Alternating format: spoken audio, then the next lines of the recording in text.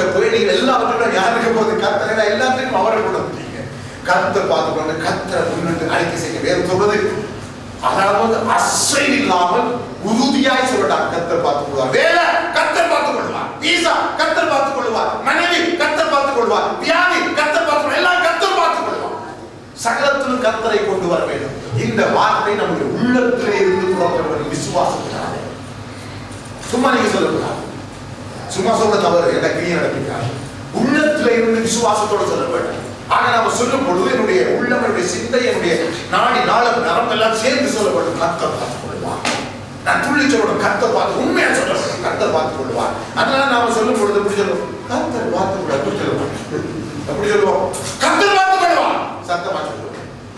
விசுவாசம் இல்லாம சொல்வது எப்படி இருக்கும்? இன்னைக்கு பிரதர் எப்படி இருக்கு? கடவுளால வீட்டை போக மனைவி கேட்பான்.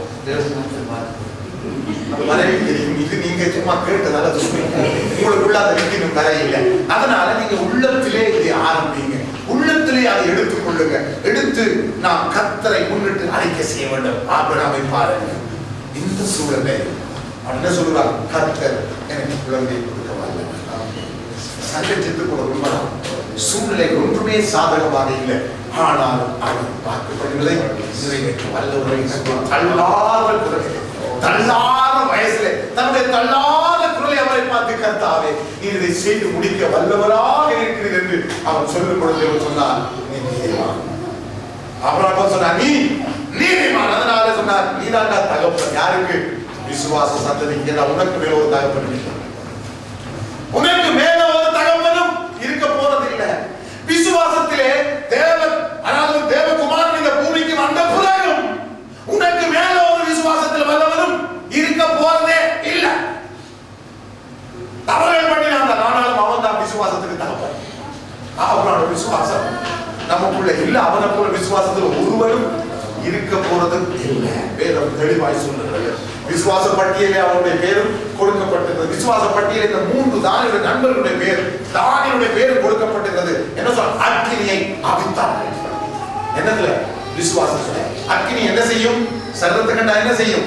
அப்படியே சுட்டு எரிந்து போடும். உடுப்புகளை எரிந்து போடும். போட கொண்டு போனவர்களை தூக்கி கொண்டு போனவர்கள் எரிந்து விட்டார்கள். ஆனால் நெருப்பு குழியே போட்டப்பட்டவர்களோ அவர்கள் அந்த வாடை கூட இல்லாம, அந்த நெருப்பு வாசனை கூட இல்லாமல் வெளியே வந்தார்கள். ஆகவே எபிரேயர்ல சொல்லப்படுகிறது, அக்கினியின் உக்கிரகத்தை என்ன செய்தார்கள்? விசுவாசத்தினாலே அவித்து போட்டார். எப்படி? விசுவாசத்தினாலே. தேவனை தப்புவிக்க வல்லவர். தேவன் எல்லாம் பார்த்துக் கொள்வார். நமக்கு என்ன தேவை இருந்தால் சொல்லப்படும். தேவன் பார்த்துக் கொள்வார். தேவன் வேலையை கொடுப்பார். தேவன் காரை கொடுப்பார். நமக்கு கார் தேவை இல்லாம எல்லாரும் கார் தருகிறானே. உடனே தேவன் எனக்கு காரை கொடுப்பார். அதான் நம்ம அறிக்கை.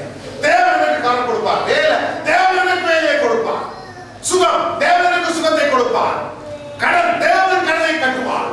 எல்லாரும் தேவன் கடனை கட்டுவார். அவ்வளவுதான். ஈஸியான வழி. தேவனுடைய பொறுப்படுகிற எல்லாரும் நிமிடத்திலே வாருங்க. அவருக்கு அதுதான் விருப்பம். அவருக்கு அதுதான் விருப்பம். என் பிள்ளைகள் இடத்துல வர வேண்டும், என்ன நம்ப வேண்டும், எனக்கு அவனுடைய கடனை கொடுத்து முடிக்க தேவன் வல்லவர் என்பதை நாம் விசுவாசித்து அதை அறிக்கைப்படும் பொழுது தேவன் அதை ஏற்றுக்கொண்டு என்னை பார்த்து இது நீதி, இது நீதி. இந்த விசுவாசத்தை தான் நீங்க அவரை எப்பொழுது உங்களோட வைத்துக் கொள்ளலாம். எப்போது எப்போது தேவன் என்னோடு இருக்கிறார். எப்பொழுது எந்த சூழல் தேவன் நம்மோடு இருக்கிறார். எப்படிப்பட்ட சூழல், எத்தனை பேரை சூழல் ஆளுகை செய்து தெரியுமா? சூழல் எத்தனை பேர் ஆளுகை செய்து தெரியுமா? எத்தனை பேரை சூழல் ஆளுகை செய்து, பிரச்சனை ஆளுகை செய்து, எத்தனை பேரை பிரச்சனைகள் சூழல்கள் அவருடைய வாழ்க்கையில காணப்படுகிற காரியங்களை ஆளுகை செய்யறபடினால ரூட் மாறி போறாங்க. திடீர்னு எங்க போறீங்க? கடைக்கு போறீங்க, கடையிலே என்ன நடந்தது இவருக்கு யோசனை. ஏதோ ஒரு காரியங்களை ரூல் பண்ணிருப்பார். இவருடைய கண்ட்ரோல், இவருடைய கட்டுப்பாடு இழந்துட்டாங்க. இழந்ததுனால இவர் இங்க கடைக்கு, இவர் இங்க போற கடைக்கு தான் புறப்பட்டவர். ஏதோ சிந்தனையில சொரிஞ்சு ஒரு இங்க போயிட்டார். இங்க போய் சிவரோட மோதல் இவருக்கு தெரியும். இங்க கடைக்கு அந்த பிரச்சனை நம்மை மூடிக்கொண்டது. எந்த சூழலிலும் நான் கர்த்தரை கொண்டு கர்த்தர் இதை பார்த்துக் கொள்வார். பெரிய மலை போல வருகிறது பிரச்சனை, மலை போல. அதுதான் மலைகளை பேர்க்கிற விசுவாசம். இதுதான் மலைகளை பேர்க்கிற விசுவாசம். ஆண்டவர் சொன்னார், மலையை பார்த்து அப்புறம் போக என்ன செய்யும்? போகும். அதோட அர்த்தம் என்ன? நீ மலையை பார்த்து பேச சொல்லி கர்த்தர் சொல்லுங்க. மலையை பார்த்து மலையை அப்பால போடுதுன்னா போக. தேவன் மலையை போன்ற பிரச்சனைகள் நமக்கு முன்பதாக வரும் பொழுது தேவன் அதை பார்த்து அப்புறம் போக விசுவாசத்துல பாதுகாத்தார் கர்த்தர். இதை எனக்காக செய்து முடிப்பார். மலை போன்ற பிரச்சனையை கர்த்தர் தரையாக மாற்றி போடுவார். அக்கினியில போடுறது எப்படிப்பட்ட பிரச்சனை? சிங்கத்தின் வாயில் ஒரு மனிதனை தூக்கி போடுறது எப்படிப்பட்ட பிரச்சனை? மலை போன்ற பிரச்சனை. அக்கினியில போடுறது மலை போன்ற பிரச்சனை. தப்பே இல்லை, தப்பவே முடியாது. ஆனால் தேவன் சிங்கத்தின் வாயிலிருந்து அவர்களை பாதுகாத்தார், அக்கினியின் வாயிலிருந்து அவர்களை பாதுகாத்தார். எவ்வளவு நல்லது! தானியேலுக்கு ராஜா சொன்னாங்க, இடைவிடாமல் ஆராதிக்கிற தேவன். நாம் இடைவிடாமல் தான் ஆராதிக்கிறோம். எல்லாரும் அப்படித்தான் ஆராதிக்கிறோம். தியானிக்கு மொழி யோசிச்ச கட்டாவே அவனை பார்த்து ராஜா சொல்றான், நீ இடைவிடாமல் ஆராதிக்கிற தேவன் உன்னை தப்புவித்தாரோ?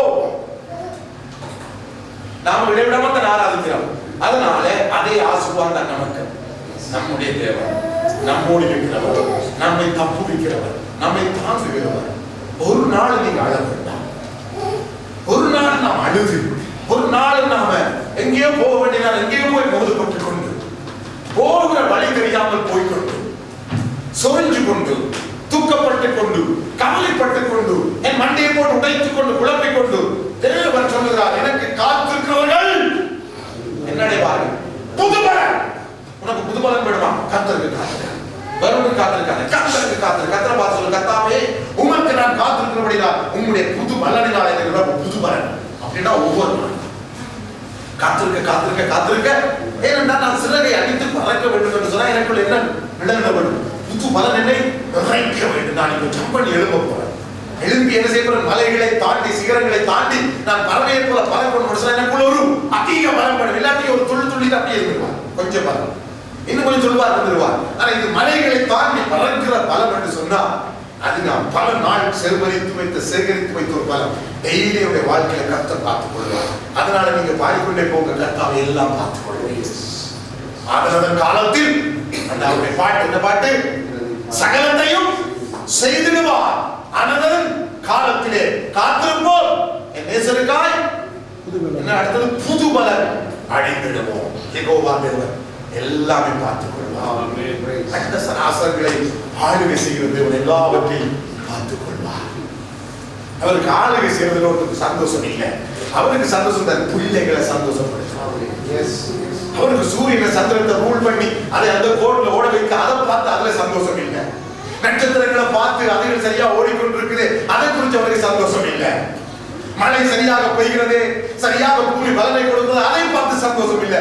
அவருக்கு சந்தோஷம் என் பிள்ளைகள், அவர்கள் என்னை குறித்து என்னை முன்னிட்டவர்கள் அழைக்கப்பட்டு அவர்கள் ஆசீர்வதிக்கப்படும் பொழுது அதுதான் சந்தோஷம். அதுதான் சந்தோஷம். அதனாலதான் பவுல் சொன்னார், விசுவாசத்தால் வராத யாவும் பாவமே. தேவனிடத்தில் இஸ்ரவேல் ஜனங்கள் முறுமுறுத்து பெற்றுக்கொண்ட அநேக அற்புதங்கள். மலையில இருந்து தண்ணீரை எப்படி புறப்பட பண்ணினார்கள் தெரியுமா? விசுவாசம் அல்ல, இறைச்சியை எப்படி புசித்தார்கள் தெரியுமா? விசுவாசம் அல்ல, முறுமுறுப்பு. செங்கல் எப்படி கடந்தார்கள் தெரியுமா? விசுவாசம் அல்ல, முறுமுறுப்பு. பாருங்க, கடக்க முதல் முறுமுறுத்தார்கள், திரும்பி போய் யோசித்தார்கள். அதே மாதிரி இறைச்சி நேரம் முறுமுறுத்தார்கள். அதே போலவே அவர்கள் தண்ணீரை குடிக்கும் பொழுது முறுமுறுத்து அந்த பரிசுத்தவானை கோபப்படுத்தினார்கள். முறுமுறுப்பினால் பெற்றுக்கொண்ட ஆசீர்வாதம். அதனால் பவுல் எழுதுகிறார், விசுவாசத்தினால் வராத யாவும் பாவமே. நீ விசுவாசிக்காம முறுமுறுத்து ஏதாவது அற்புதத்தை பெற்று வச்சு கொண்டிருப்பாய் என்று சொன்னா அது நன்மை சாபம். அப்படி பெற்றுக்கொள்ளாது, அப்படி பெற்றுக்கொள்ளாது. ஆண்டு சொல்றார், விசுவாசத்தினால் வராத பாவம், விசுவாசத்தினால் பெற்றுக்கொள்கிறதா உனக்கு ஆசீர்வாதம். தேவனுடைய எதிர்பார்ப்பு என்ன? நீ விசுவாசத்தை பெற்றுக்கொள்ள, முறுமுறுத்து அல்ல. அதனால முறுமுறுத்து ஒரு நாள் பெற்றுக்கொள்ளாதீங்க. பிள்ளைய உங்க பக்கத்துல அவங்க பிறந்து நீ போக பிறந்து அந்த சிஸ்டருக்கு இந்த சிஸ்டருக்கு எல்லாம் பிறந்துட்டு வேளாண்மைகளுக்கு எல்லாம் புள்ள பிறந்து எனக்கு மட்டும் புள்ள இந்த புட்டு மாட்டவரை புட்ட மாட்டேன். புருஷன் பாப்பா என்ன சத்தங்கள் அறைகள் என்ன சத்தங்கள் எங்க புத்து நடக்குது? சிவர்ல நடக்குது. எங்க புத்து நடக்குது? சிவர்ல. யாரை குத்துறது? ஆண்டவர் குத்தையிலாது. அதனாலே யாரை குத்துவோம்? சிவருக்கு குத்துவோம். இதுக்கு பேர் முறுமுறுப்பு. இது முறுமுறுப்பினால பெற்றுக் கொள்ளுகிற ஆசீர்வாதம். முறுமுறுப்பினால நீ குழந்தையை பெற்றுக்கொள்ள அந்த குழந்தை எப்படி இருக்கும்? முறுமுறுப்பாக இருக்கும். நல்ல கொள்ளுங்க. அதனால தேவன் விசுவாசத்தினால் வராத யாவும் பாவமே. ஆக திரும்பவும் அதே ரோமர் நீங்க வாசித்த அதிலேயே கடைசி 36, 37, 38, 39 கடைசி 4 வசனம். எபிரேயர் 10 கடைசி 4 வசனங்கள்.